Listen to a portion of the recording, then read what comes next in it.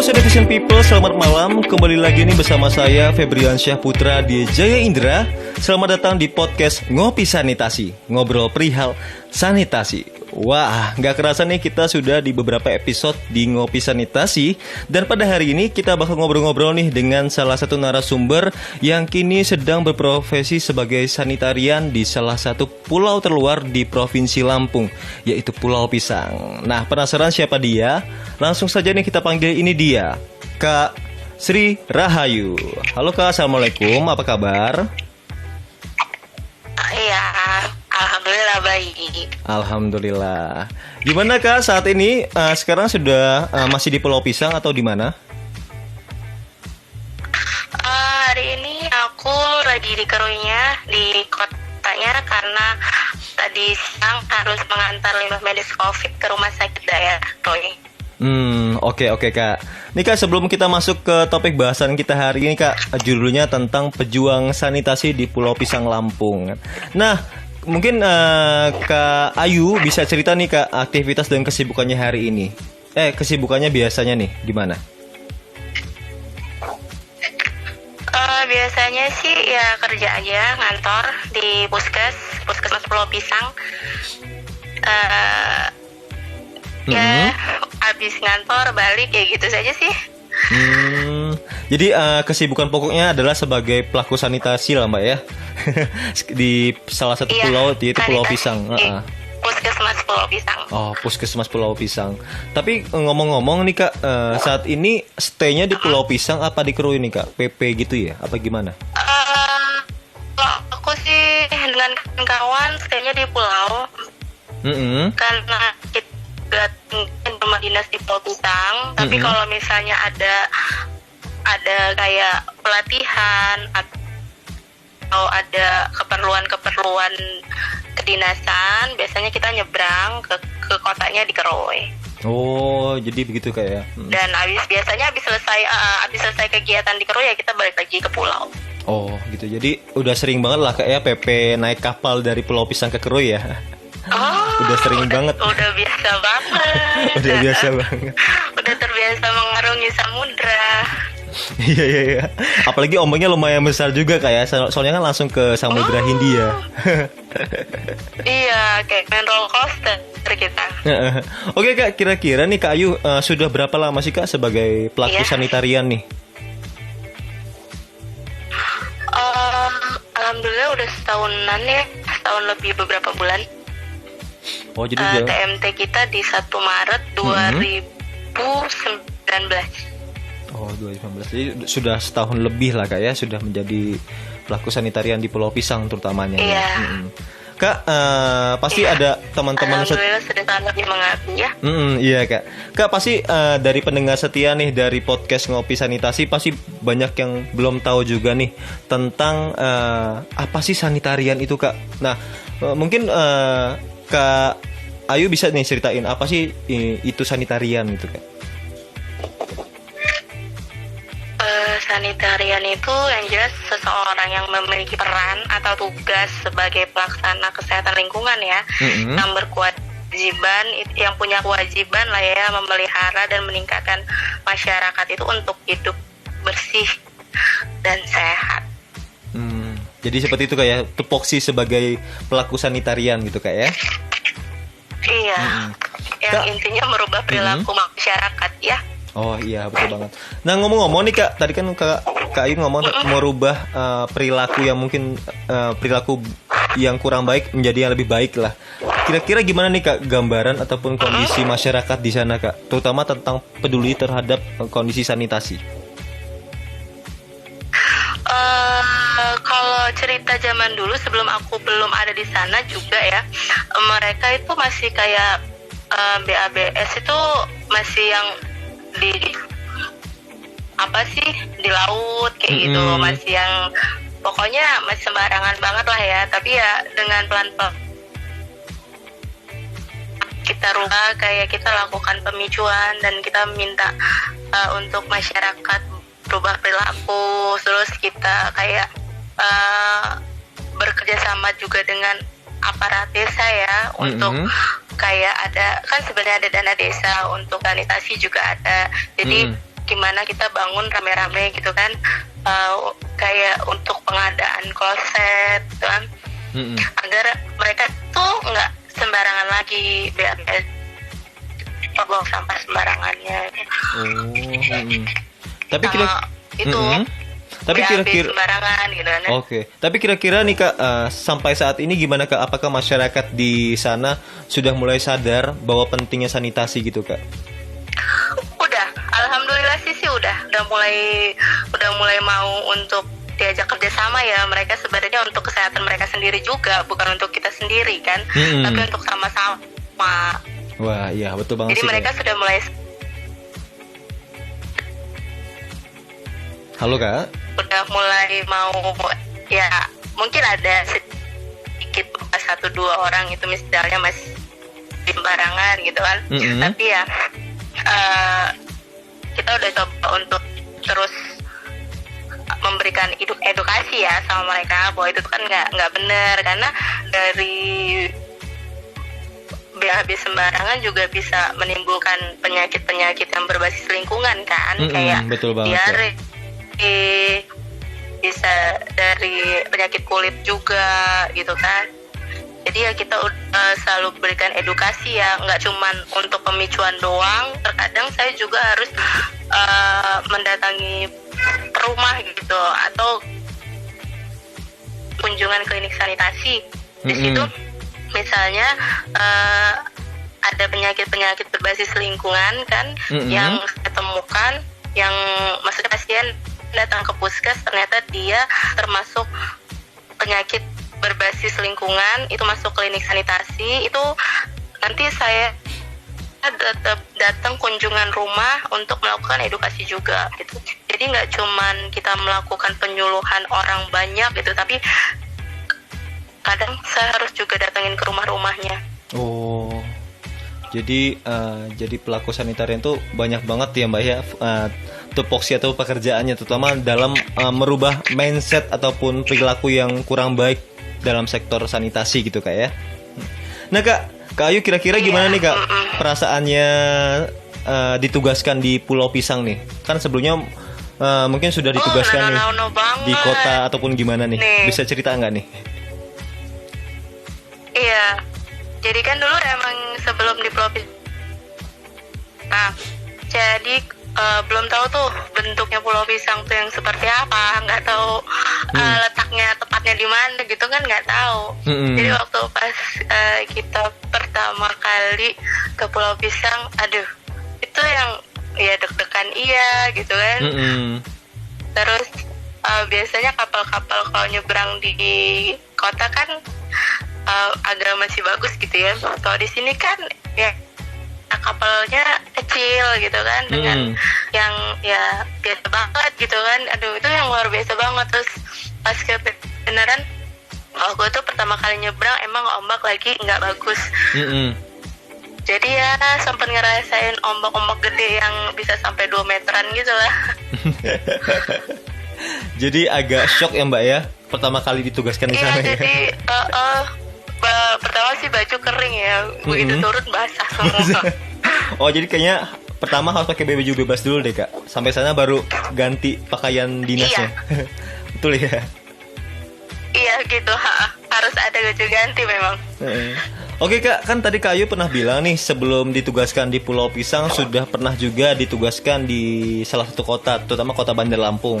Jadi kan pastinya ada perbedaan nih Kak antara kondisi sanitasi di pulau sama juga di kota besar gitu.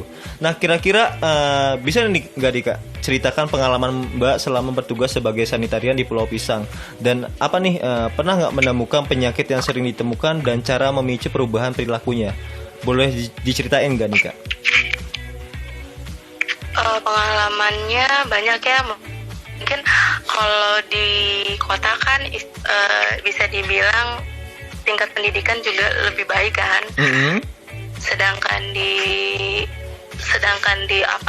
pulau ya bukan dibilang mereka juga tidak berpendidikan baik. Maksudnya cara dan tingkah laku entah adat istiadat kan juga berbeda. Iya. Jadi agak sedikit mereka juga pakai bahasa Lampung kan. Iya. Jadi kita kadang suka kurang, walaupun saya juga orang Lampung tapi kan udah lama berbahasa Indonesia, jadi kadang-kadang suka nggak ngerti gitu kan maksudnya apa gitu kan. Jadi ya ada sedikit perbedaannya di situ. Kayak kalau di kota mungkin kita kasih tahu begini masih bisa langsung mengerti. Kalau di sana mungkin agak beberapa kali harus kita kasih mungkin dengan bahasa yang agak sedikit bercandaan atau agak sedikit yang kita harus ngomong pelan-pelan kayak itu mengerti, karena posisinya di Pulau Pisang itu lebih banyak ini apa namanya gimana Kak? Lansia. Oh lansia. Lebih banyak lansia, jadi kita juga harus susah kan kalau ngomong sama lansia, apalagi yang mereka berbahasa Lampung kan, dia nggak ngerti juga bahasa Indonesia gitu, jadi kita juga harus ngomongnya pelan-pelan. Terus kalau untuk penyakit berbasis lingkungan yang sering ditemuin ya, iya Kak, itu kayak penyakit kulit. Oh penyakit kulit Kak ya, itu kira-kira kenapa Kak kira-kiranya? Penyakit kulit itu, nah ada mereka juga yang katanya sih faktornya bisa karena di sana kan penuh nelayan nih, emang mayoritas adalah nelayan gitu. Iya Kak. Saya juga belum emang saya juga lagi memahami banget karena di situ kebanyakan para nelayan yang terkena penyakit kulit. Jadi bisa jadi juga karena faktor misalnya baju mereka kan basah nih, basah misalnya semalaman gitu kan, dengan air garam gitu kan, mungkin lengket gatel gitu kan, sehingga mereka garuk, itu jadi penyakit kulit yang kayak makin melebar. Jadi di situ saya minta dan saya edukasi sih mereka untuk tidak menggunakan handuk yang berbarengan sama anggota keluarga lain. Terus kayak penggunaan sabun itu juga untuk kalau misalnya sabun cair berbarengan nggak apa-apa, tapi kalau misalnya sabun batang kayak Lifebuoy atau merek lain yang berupa batang gitu kan, itu saya minta untuk tidak bersamaan dengan keluarga lain. Oh iya benar banget Kak. Tadi jadi intinya perbedaan. Karena bisa menular ke keluarga lain kan takutnya, atau juga bisa karena faktor air. Iya betul Kak. Air di sana gitu kan. Jadi bisa dikatakan pertama ada faktor beda budaya sih Kak ya, beda culture. Jadi kalau di kota pasti cara perlakuan atau komunikasi kita lumayan baik karena menggunakan bahasa Indonesia. Karena di pulau sana mayoritas adalah masyarakat Lampung yang menggunakan bahasa Lampung, budayanya juga kental. Jadi kita mengajarkan atau mengedukasi tentang pentingnya sanitasi itu agak sedikit terhambat karena faktor bahasa ya Kak ya. Halo Kak Ayu.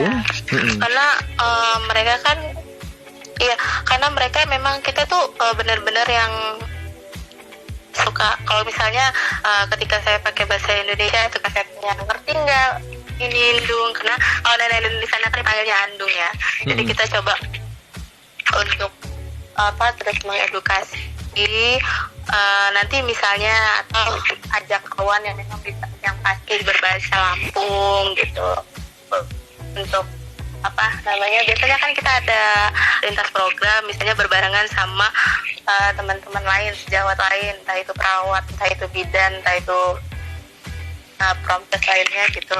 Nah misalnya kita ajak ada yang bisa berbahasa Lampung biar kita lebih cepat ngerti kan. Iya benar banget ya. Kalau misalnya kayak masih muda masih bisa dia berbahasa Indonesia, masih mengerti kan bahasa Indonesia. Tapi kalau udah yang lansia itu agak susah nyambung gitu. Iya, benar. Pakai bahasa Indonesia. Benar banget Kak. Kak mau nanya nih, kan di Pulau Pisang kan bisa dikatakan salah satu pulau kecil lah, yang otomatis sanitasi ataupun faktor air itu sedikit asin karena mungkin karena pulau gitu Kak ya. Nah, apakah di Pulau Pisang ini susah air bersih nih Kak? Ya sehingga mempengaruhi faktor sanitasi di sana. Kalau buat air bersih, saya nggak tahu, mungkin karena itu ada salah satu adat ya, adat mereka. Saya nggak tahu kenapa air di sana kalau yang buat di tengah-tengah, kecuali yang persis di pinggir pantai sekali itu mungkin agak sedikit asin. Tapi kalau yang agak ke dalam dikit itu airnya bagus banget. Cuman ya mereka balik lagi ke kadang-kadang suka mitos sih dari mereka yang katanya karena ada batu apalah gitu. Nah, cuman emang di tengah-tengah itu termasuk rumah dinas kami airnya banget. Ada sebagian juga airnya bagus tapi kandungan kapurnya juga ada banyak. Buat air bersih sih sementara kita nggak ada kendala ya, masih aman-aman aja. Kalau buat kayak minum, kalau memang yang banyak kandungan kapurnya ya mereka nggak dimasak gitu. Teman kalau misalnya, atau mereka bisa kadang-kadang mereka juga kalau buat untuk minum itu minta sama tetangga untuk kalau misalnya yang airnya bagus. Kalau untuk air bersih yang untuk mandi, cuci, alhamdulillah sih kita cukup bagus ya. Oh, cukup bagus Kak. Kak, saya kan biasanya juga sering nih Kak ke pulau-pulau gitu ya. Nah, tapi belum tahu nih Pulau Pisang bagaimana. Apakah masyarakat di sana tuh masih menggunakan sistem ini Kak, menampung sistem air hujan untuk dikonsumsi airnya? Iya, masih. Untuk masih Kak. Satu pekon ya atau 2 pekon di daerah atas tuh masih menampung air hujan. Masih ada yang menampung air hujan karena posisinya di daerah atas. Itu mereka susah untuk menggali sumur gitu, nggak ketemu air. Makanya pekon atas itu, di pekon log itu hanya beberapa orang aja, nggak banyak. Ada hanya cuman rumahnya banyak tapi pada kosong karena pindah ke daerah bawah. Karena di atas itu emang susah untuk air, mereka biasanya menadah air hujan. Sistem menadah air hujan kayak kira-kira ya. Nih Kak Ayu mau nanya nih, kan bisa dikatakan Kak Ayu ini sudah 1 tahun lebih lah berprofesi sebagai sanitarian di Pulau Pisang. Kira-kira ada nggak nih Kak tantangan ataupun hambatan terbesar yang Kak Ayu temui selama bertugas di Pulau Pisang? Tantangan buat berangkat kerja kali ya. Itu yang kadang tantangannya adalah cuaca, karena kayak kalau lagi musim badai segala macam, ada yang kita mau nggak mau nyebrang ya terpaksa kita nyebrang gitu, walaupun ngelewatin badai yang ombaknya gede banget gitu ya terpaksa nyebrang. Paling jadi tantangannya kalau masyarakat sih sebenarnya masih bisa diajak untuk merubah perilaku tuh masih bisa, nggak terlalu susah banget gitu juga. Cuman itu aja kayaknya tantangannya buat ke pulaunya aja yang agak jadi, gimana gitu. Bener Kak, jadi tantangannya selama ini adalah cuma satu sih Kak ya, penyeberangan selama ke Pulau Pisangnya Kak ya, karena ombaknya lumayan besar. Oke Kak, nih mengenai bekerja berdasarkan cuaca. Iya, benar banget. Kak, mengenai pandemi ini Kak, apakah masyarakat di Pulau Pisang cukup teredukasi nih soal COVID-19? Apakah mereka cukup peduli dengan cuci tangan pakai sabun nih Kak? Bisa diceritakan nggak nih?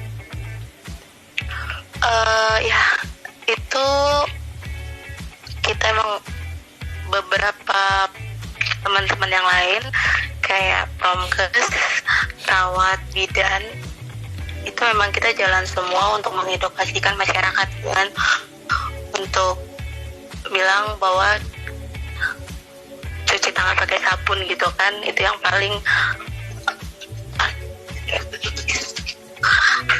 paling baik daripada, maksudnya untuk menghindari COVID-19 ini. Ya mereka sudah mulai ini sih beredukasi, sudah mulai mau peduli dengan itu. Dan ada juga sih yang kayak adat lagi ya, di sana memang gimana Kak? Adatnya. Ya ada mereka yang memang mengadakan kayak sholat keliling kampung dengan berdoa kayak gitu untuk ya juga ada itu. Adat istiadat mereka. Tapi ya tetap dari kami tim medis gitu kan, dari puskes ya tetap mengedukasi dengan cara kita yang ya istilahnya kita cara orang tenaga kesehatan lah, memberitahukan kepada masyarakat bahwa pentingnya pentingnya untuk cuci tangan pakai sabun biar kita terhindar dari virus itu. Mereka mau kok, masih ya istilahnya alhamdulillah ya, karena mungkin kita di pulau terpencil gitu kan. Jadi ya alhamdulillah ya untuk detik ini dan insya Allah tidak ditemukan COVID. Amin. Semoga mereka dengan konsisten untuk penting bahwasanya cuci tangan pakai sabun itu tetap dijalankan Mbak ya, sehingga terjauhlah dari virus COVID-19 ini. Amin. Karena di puskes juga kita emang kasih untuk setiap orang yang mau ke puskes, yang masuk ke puskes juga harus cuci tangan dulu di luar gitu kan. Cuci tangan pakai sabun udah kita sediain. Jadi udah itu kita juga woro-woro karena di sana di puskes pulau kita adanya transportasi kayak Tosa. Jadi kita semua beberapa medis lain kayak gitu naik Tosa, kita keliling kampung woro-woro untuk mengedukasi soal COVID. Oke, soalnya sampai sekarang bagaimana nih Kak kondisi di sana? Apakah sudah new normal atau masih pada di rumah aja kira-kira masyarakatnya nih Kak? Kalau buat masyarakat di sana kayaknya sih tetap nggak ada bedanya antara new normal atau di rumah saja, karena emang aktivitas mereka pertama adalah di laut. Ya tetap melaut dari sejak COVID itu ya sampai sekarang mereka tetap melaut posisinya. Oh, jadi mereka kebanyakan masyarakat di sana beraktivitas di laut Kak ya, karena mayoritas sebagai nelayan gitu Kak ya. Iya benar, sebagai nelayan. Nih Kak Ayu, tadi kan kita sudah jelasin nih mengenai tantangan, mengenai hambatan Kak Ayu sebagai sanitarian di sana. Kira-kira pastinya ada dong nih tentang hal yang berkesan selama di Pulau Pisang. Kira-kira bisa diceritain nggak nih Kak? Kesan buat kerjaan apa kesan buat indahnya pulau nih? Kalau bisa dua-duanya dong Kak. Soalnya kalau kesan buat pulaunya gila bagus banget pulaunya, karena saya suka traveling kan kemana-mana, saya ngeliat Pulau Pisang tuh bagus banget. Terus kalau kesan secara pekerjaannya gimana nih Kak? Kesan buat kerjanya, kesan buat kerjanya ya alhamdulillah, walaupun susah ya istilahnya, walaupun susah kendala dari berangkat kerja,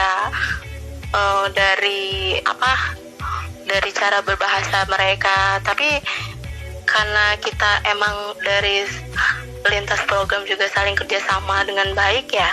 Iya. Istilahnya kami ya aman-aman aja, maksudnya berjalan lancar aja. Oh, berjalan dengan lancar Kak ya.